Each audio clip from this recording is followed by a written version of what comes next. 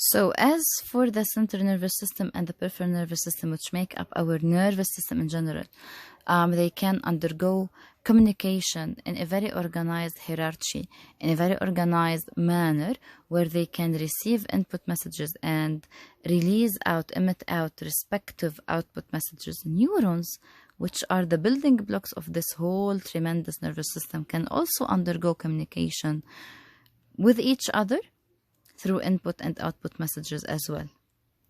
Why neurons can undergo this communication? Because they achieve very high coordination and they are highly energetic. They need 120 grams of glucose daily on daily basis. But the major problem is why neurons are the only body cells that are able to fire out messages. And how is this communication manifested through the different types of neurons in the nervous system? And this is what we are going to solve now. So you must know that neurons differ from other cells in the body because neurons are very special. They are very branched. They have axons and dendrites. And they are also highly advanced in their communication. They achieve electrochemical processes, not electrical processes. So there is difference in the charge. They are polarized cells at rest. They have a polarity of minus 70 millivolt. And they also are highly energetic and unable to undergo mitosis.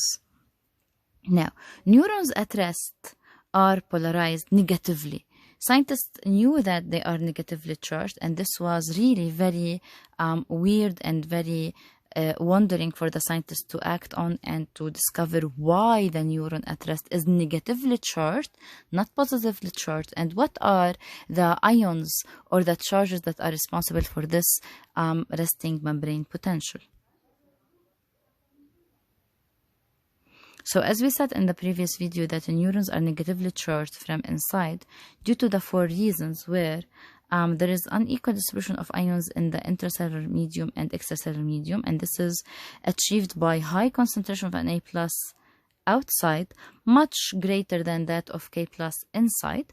Moreover, the plasma membrane of the axon is highly permeable for K+ out, but slightly permeable for Na+ in, so more positive out, so more negative in addition to the presence of heavy anions due to the heavy proteins present inside the neuron, like neurotransmitters and other proteins.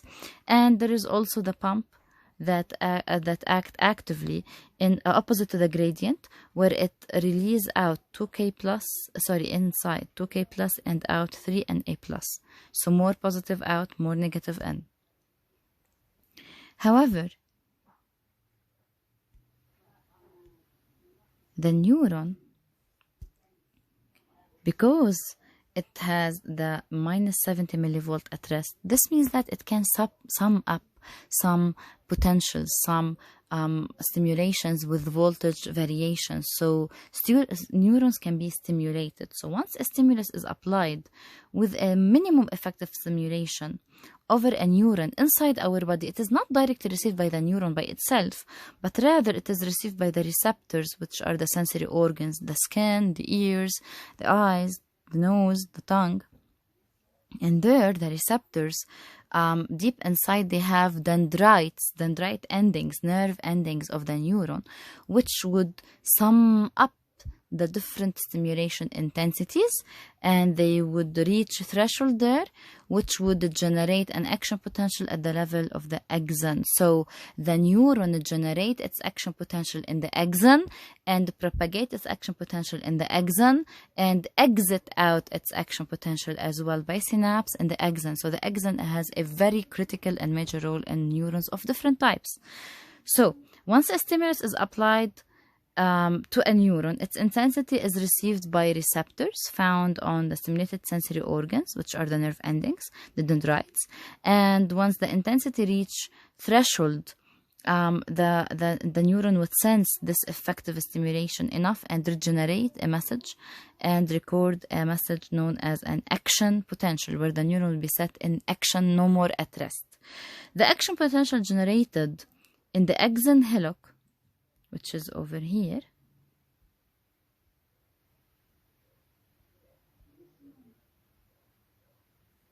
this part of the axon, like the neck. It is the axon hillock, the very beginning of the axon.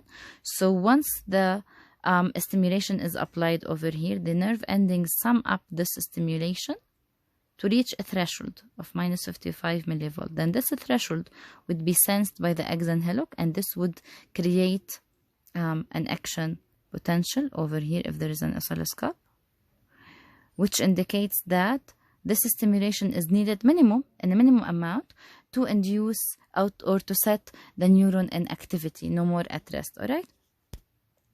So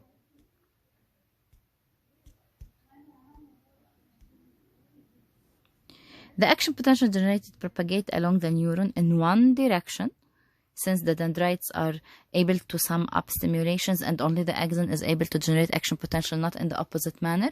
So in a neuron, the message travel in one direction from the dendrite to the cell body and exit out through the axon, all right, towards the axon. Where once the axon is reached, it must be received by another neuron to reach its destiny. So once the axon over here generates an action potential and propagates it to its end, so once the neuron, the action potential is propagated to the end of the axon, to the axon terminal bud, it must be received by another compartment, either another neuron or another muscle or another gland.